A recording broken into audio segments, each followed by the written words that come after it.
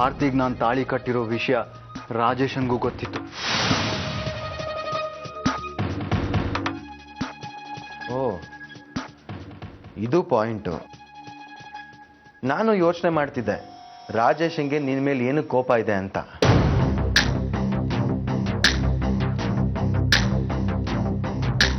ಆ ರಾಜೇಶನ್ ಗ್ರಾಚಾರ ಕೆಟ್ಟಿದೆ ಮನೋಜ.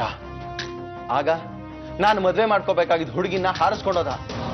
ಈಗ ನನ್ನ ತಮ್ಮನ್ನೇ ಕೊಲೆ ಮಾಡಕ್ ಪ್ರಯತ್ನ ಪಟ್ಟಿದ್ದಾನೆ.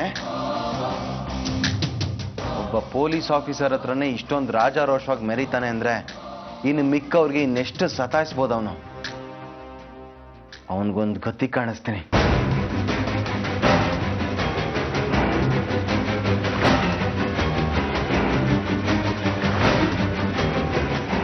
ಆದ್ರೆ ಮನೋಜ, ರಾಜೇಶನೇ ನಿನ್ನನ್ನು ಕೊಲೆ ಮಾಡಕ್ ಪ್ರಯತ್ನ ಪಟ್ಟ ಅಂತ ಮನೇಲಿ ಯಾರಿಗೂ ಹೇಳ್ಬೇಡ, ನಾನು ಹೇಳೋ ತನಕ. ಭರತಣ್ಣ, ಏನ ಮನೋಜ? ಒಂದ್ ಸಮಯ ನೀನ್ ರಾಜೇಶನ್ ಹಾಗೆ ಬಿಟ್ರು ನನ್ಗೇನ್ ಬೇಜಾರಿಲ್ಲ. ಆದ್ರೆ ಭಾರತಿ ನಂಗೆ ಬೇಕೇ ಬೇಕಣ್ಣ.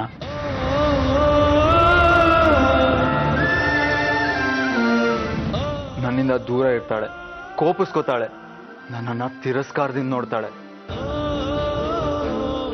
ತುಂಬಾ ಕಷ್ಟ ಆಗತ್ತಣ್ಣ. ಒಂದೇ ಒಂದು ಸಹಾಯ ಮಾಡ್ತೀಯ? ಏನ್ ಸಹಾಯ ಬೇಕು ಕೇಳೋ. ಕಡೆ ಪ್ರಯತ್ನ ಅಂತ ಭಾರತಿ ಹತ್ರ ನಡೆದಿರೋ ಸತ್ಯ ಏನು ಅಂತ ನೀನೇ ಹೇಳ್ಬಿಡೋ. ಮಂಟಪದಲ್ಲಿ ಅವಳಿಗೆ ತಾಳಿ ಕಟ್ಟಿದ್ದು ನೀನಲ್ಲ ನಾನು ಅಂತ ನೀನ್ ಹೇಳಿದ್ರೆ ಅವಳು ನಂಬಿದ್ರು ನಂಬೋದು.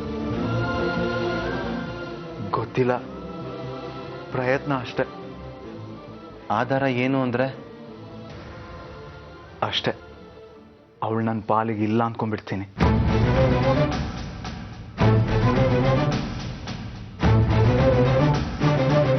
ನಂಬ್ಕೊಬಿಟ್ರೆ ಒಂದು ಅವಕಾಶ ಇದೆ. ನಂಗೋಸ್ಕರ ಹೇಳೋಣ? ಖಂಡಿತ ಹೇಳ್ತೀನಿ. ಬರೀ ಹೇಳೋದಷ್ಟೇ ಅಲ್ಲ, ನಂಬಿಸ್ತೀನಿ. ನಿನ್ನಂಥವನ್ಗೆ ದೇವರು ಅನ್ಯಾಯ ಮಾಡಲ್ಲ. ಭಾರತಿ ನಂಬ್ತಾಳೆ. ಇವತ್ತು ಭಾರತಿ ನಿನ್ನ ಹೆಂಡತಿಯಾಗಿ ಈ ರೂಮಿಗೆ ಬರ್ತಾಳೆ ಮನೋಜ. ಇದು ನಾನು ನಿನಗೆ ಕೊಡ್ತಿರೋ ಪ್ರಾಮಿಸ್.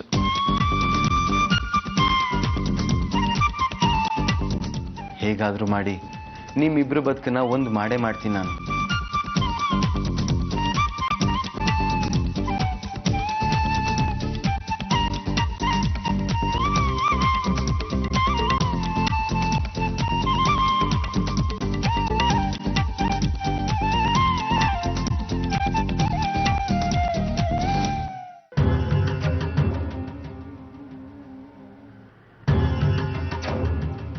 ಮಲಗೋದಕ್ಕೂ ಮುಂಚೆ ನಿಮಗೆ ಹಾಲು ಕುಡಿಯೋ ಅಭ್ಯಾಸ ಇದೆ ಅಂತ ಅತ್ತೆ ಹೇಳಿದ್ರು. ತಗೊಳ್ಳಿ.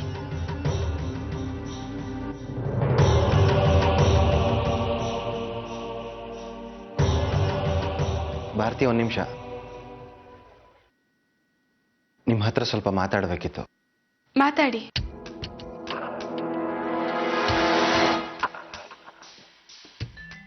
ಈ ನಂಬಿಕೆ, ಸುಳ್ಳು, ಸತ್ಯ, ನಂಬೋಕಾಧಾರ, ಇವುಗಳ ಬಗ್ಗೆ ನಿಮ್ಮ ಅಭಿಪ್ರಾಯ ಏನು?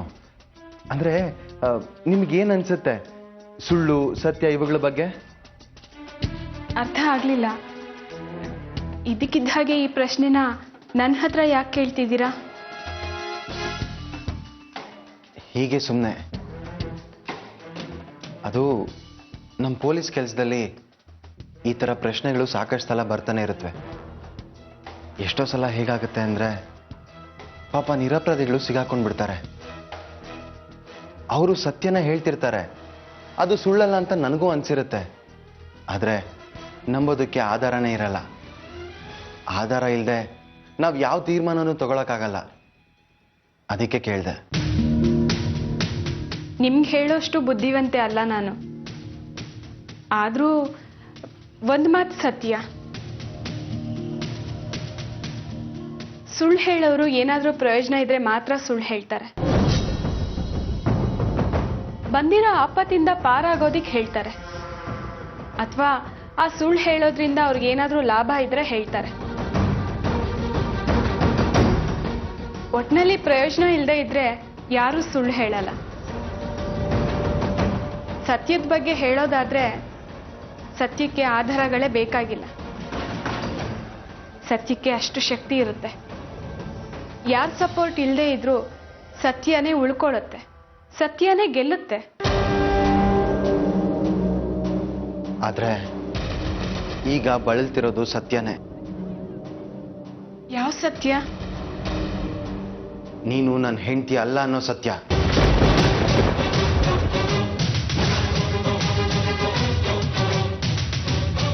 ನೀನು ಮನೋಜನ್ ಹೆಂಡತಿ.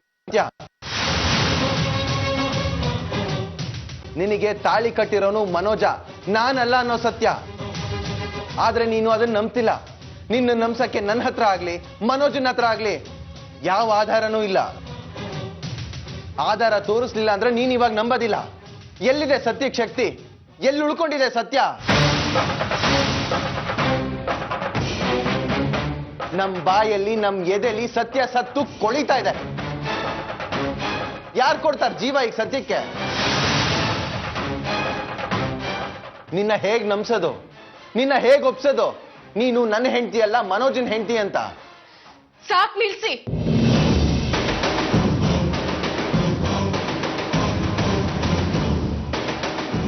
ಮನೋಜ ಒಬ್ನೇ ಇದ್ದ, ಈಗ ನೀವು ಸೇರ್ಕೊಂಡಿದ್ದೀರಾ ಅವನ ಜೊತೆ.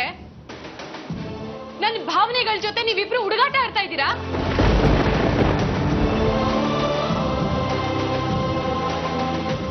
ಮನೋಜ ಬೇಡ ಅಂದ ಅಂತ ರಾಜೇಶ್ ಓಡ್ ಹೋದ ಅಂತ ಭರತನ,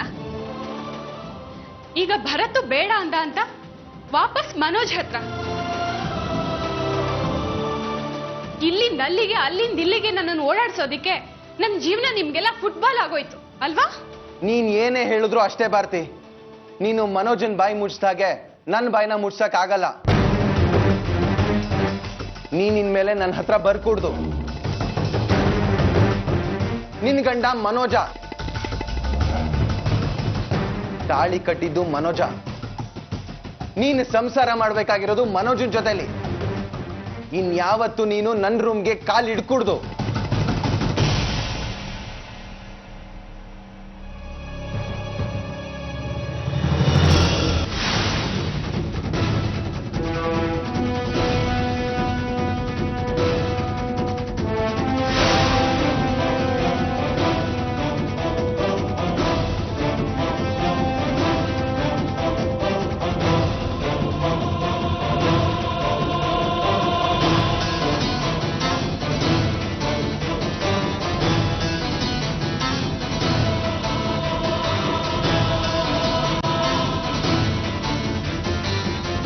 ಯಾಕೆ, ಏನಾಯ್ತು?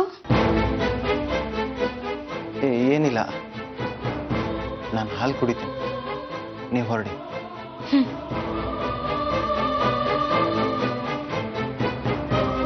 ಛೇ, ನಡೆದಿದ್ದ ವಿಚಾರನೆಲ್ಲ ಭಾರತಿಗೆ ತಿಳಿಸಿ ಭಾರತಿ ಮನೋಜ್ನ ಒಂದ್ ಮಾಡೋಣ ಅನ್ಕೊಂಡ್ರೆ ಆಗ್ಲೇ ಇಲ್ವಲ್ಲ.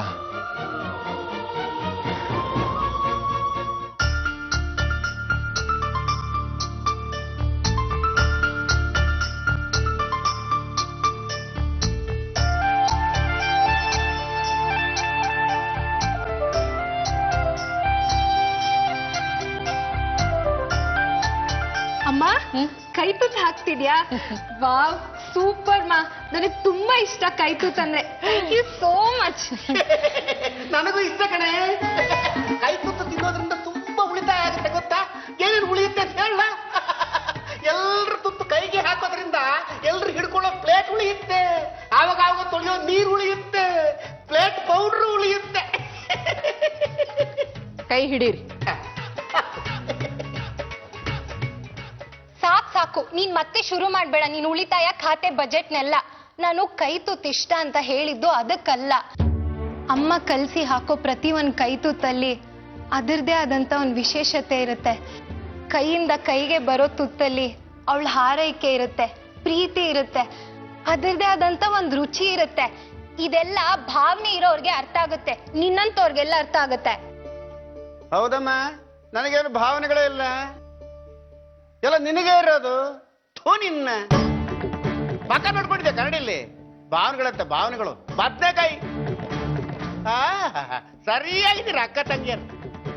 ಸೇರು ಪಾವು ಚಟಾಕಿ. ಲೇ ಜಯ, ಅದೆಂತ ಮಕ್ಕಳನ್ನ ಹೆತ್ಬಿಟ್ಟಿಯ ನೀನು. ಒಂದಾದ್ರೂ ನಂತರ ಜಾಣ ಚತುರ ಬುದ್ಧಿವಂತೆ ಯಾವ್ದನ್ನ ಹೆತ್ಕೊಡ್ಲೇ ಇಲ್ವಲ್ಲ ನೀನು.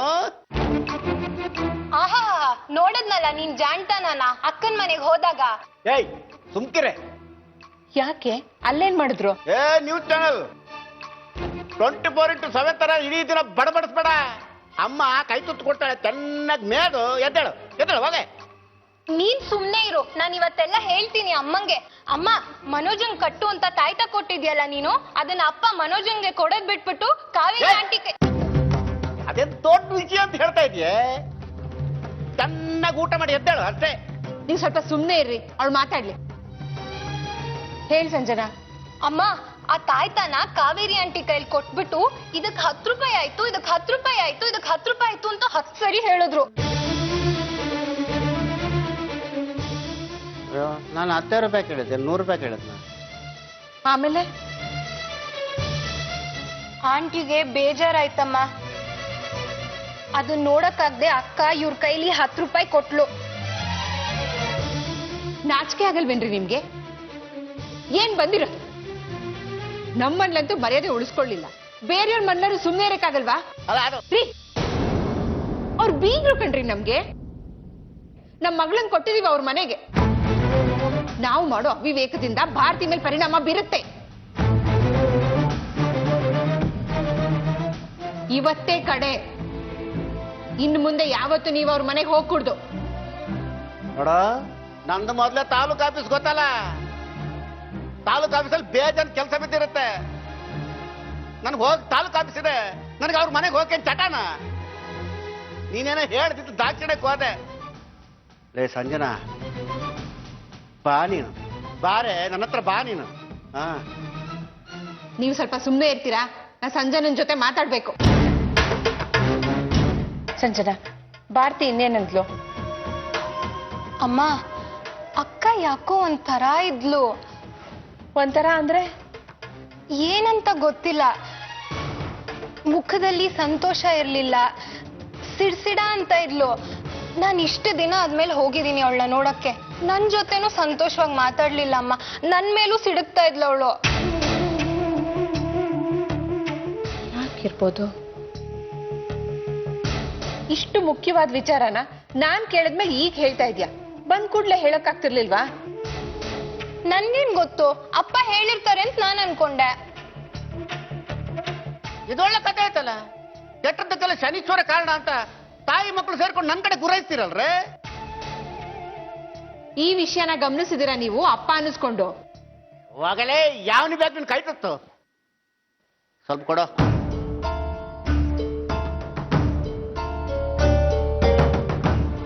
ಏನ್ ಕಾರಣ ಇರ್ಬೋದು? ಹಾಗಾದ್ರೆ ಭಾರತಿ ಸಂತೋಷವಾಗಿಲ್ವಾ ಕಾವೇರಿ ಮನೇಲಿ? ನಾನೇ ಹೋಗಿ ನೋಡ್ಕೊಂಡ್ ಬರ್ತೀನಿ. ಸಂಜನಾ, ಹಿಡಿ. ಇನ್ನೇನಂದ್ಲೆ ಭಾರತಿ? ಇನ್ನೇನು? ಹಾಗೆ ಜಾಣ.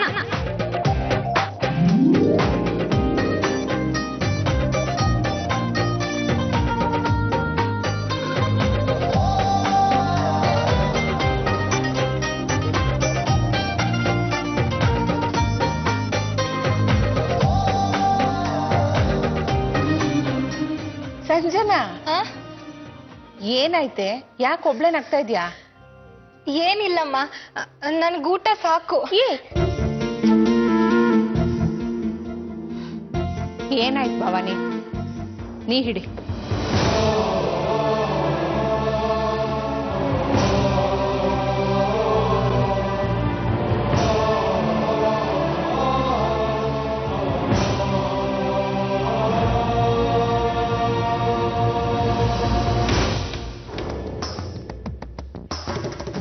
ಭರತ್, ಮನೋಜಂಗೆ ಏಟಾದಾಗಿಂದ ಅವ್ನು ನೋಡ್ಕೊಳ್ಳೋದಕ್ಕೆ ಅಲ್ಲಿ ಯಾರಾದರೂ ಒಬ್ರು ಇರಲೇಬೇಕು. ಆ ಕೆಲಸ ನಾನು ಭಾರತಿಗೆ ವಹಿಸಿದ್ದೀನಿ. ಪಾಪ 3 ಹೊತ್ತು ಅವಳು ಅವನ ಆರೈಕೆಲೆ ಕಳೆದ್ಬಿಡ್ತಾಳೆ. ಹೊಸದಾಗಿ ಮದುವೆ ಆಗಿರೋರು ನೀವಿಬ್ರು. ನಿನ್ನನ್ನು ಅವಳು ಗಮನಿಸ್ಕೊಳ್ತಾ ಇಲ್ಲ ಅಂತ ನೀನು ಬೇಜಾರು ಮಾಡ್ಕೋಬೇಡ. ಅಯ್ಯೋ ಅದಕ್ಕೆಲ್ಲ ಯಾಕಮ್ಮ ಬೇಜಾರು? ಪಾಪ ಮನೋಜನ್ನು ನೋಡ್ಕೊಳ್ಳೇಬೇಕಲ್ವಾ? ನನಗೇನು ಬೇಜಾರಿಲ್ಲ. ಹಾಗೆ ನೋಡಿದ್ರೆ ನನಗೆ ಸಂತೋಷನೇ ಆಗಿದೆ. ಸಂತೋಷನ? ಯಾಕೆ? ಅದು ಅದು ಭಾರತಿ ಎಲ್ರ ಜೊತೆಗೂ ಹೊಂದ್ಕೊಂಡು ಹೋಗ್ತಿದ್ದಾಳಲ್ಲ, ಅದಕ್ಕೆ ಅಮ್ಮ. ಇನ್ನು 2 ದಿವಸ ಅಷ್ಟೇ, ಆಮೇಲೆ ನಾನು ಬೇರೆ ಪ್ಲಾನ್ ಮಾಡಿದ್ದೀನಿ. ನಿನ್ನೂ ಭಾರತಿನೂ ನನಗೂ ಭಾರತಿಗೂ ಹನಿಮೂನ್ ಕಳ್ಸೋಣ ಅಂತ ಇದ್ದೀನಿ. ಹನಿಮೂನಾ? ಯಾಕಮ್ಮ? ಯಾಕೆ ಅಂದ್ರೆ ನಾನೇನಪ್ಪ ಹೇಳಿ? ಅಲ್ಲಮ್ಮ, ಹನಿಮೂನ್ಗೆ ಈಗೇನು ಅರ್ಜೆಂಟ್ ಇದೆ ಹೇಳು? ಅರ್ಜೆಂಟ್ ಇಲ್ಲ ಅಂದ್ರೆ ಇನ್ನೊಂದು 10 ವರ್ಷ ಬಿಟ್ಟು ಹೋಗ್ತೀರಾ? ಅದು ಹಂಗಲ್ಲಮ್ಮ. ದಡ್ಡ ಕಣೋ ನೀನು. ನಾನು ಹೇಳೋ ನನ್ನ ಮಗ ತುಂಬಾ ಜಾಣ ಅನ್ಕೊಂಡಿದ್ದೆ. ನೀನು ಪೊಲೀಸ್ ಯೂನಿಫಾರ್ಮ್ಗೆ ಲಾಯಕು. ಮನೆ, ಹೆಂಡತಿ, ಸಂಸಾರ ಅಮ್ಮ ನಾನು ನೀನೇ, ಇನ್ಯಾರು? ಈಗ ಹೇಳು, ಹನಿಮೂನ್ ನಿಂಗೆ ಗೊತ್ತಾ ಬರ್ತಾ? ನಮ್ಮ ಕಾಲದಲ್ಲಿ ನಾವು ಗಂಡ ಹೆಂಡ್ತಿನೇ ಹನಿಮೂನ್ ಅನ್ನೋ ಪದನ ಮುಕ್ತವಾಗಿ ಮಾತಾಡೋದಕ್ಕೆ ಹಿಂಜರಿತಾ ಇದ್ವಿ. ಈಗ ನೋಡಪ್ಪ, ನಾನು ನಿನ್ನ ತಾಯಿನೇ ಕೇಳ್ತಾ ಇದ್ದೀನಿ, ಹನಿಮೂನ್ಗೆ ಎಲ್ಲಿ ಹೋಗ್ತೀರಾ? ಅಮ್ಮ ಅನಾವಶ್ಯಕವಾಗಿ ಏನನ್ನು ಯೋಚನೆ ಮಾಡಬೇಡ. ನಾನೆಲ್ಲೂ ಹೋಗಲ್ಲ. ಮತ್ತೆ ಮತ್ತೆ ಅದೇ ವಿಷಯ ಮಾತಾಡಬೇಡ ಪ್ಲೀಸ್.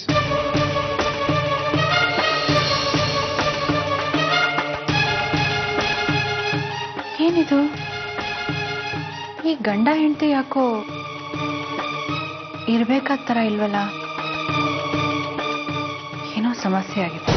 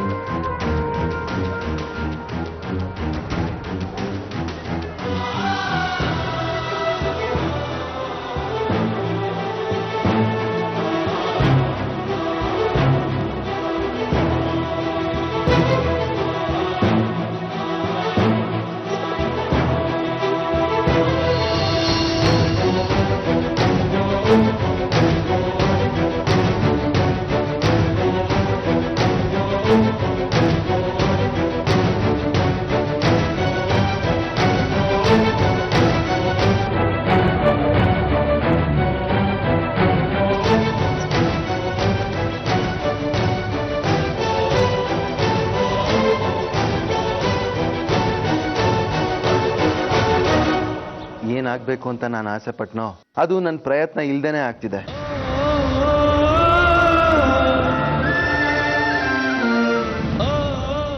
ಅಂತೂ ಇವರಿಬ್ರು ಒಂದು ಅಂಡರ್ಸ್ಟ್ಯಾಂಡಿಂಗ್ಗೆ ಬರ್ತಿದ್ದಾರೆ. ಇಂಥ ಟೈಮಲ್ಲಿ ಯಾರೂ ಡಿಸ್ಟರ್ಬ್ ಮಾಡಬಾರ್ದು.